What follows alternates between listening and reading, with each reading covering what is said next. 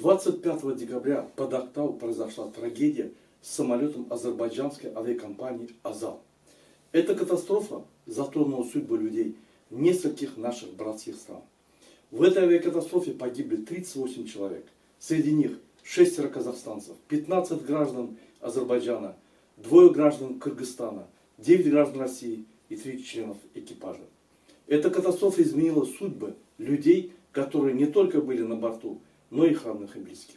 Дорогие семьи и близкие пострадавших людей этой катастрофы, от всего сердца выражаю вам глубокое соболезнование в связи с этой катастрофой. Это невосполнимая утрата, и слова не могут передать всей глубины вашей боли. Пусть ваша сила и мужество помогут пережить это трудное время. А светлые воспоминания о тех, кого мы потеряли, всегда остаются в наших сердцах. Хотел бы также выразить всю благодарность всем людям, оказавшим помощь пострадавшим и их семьям.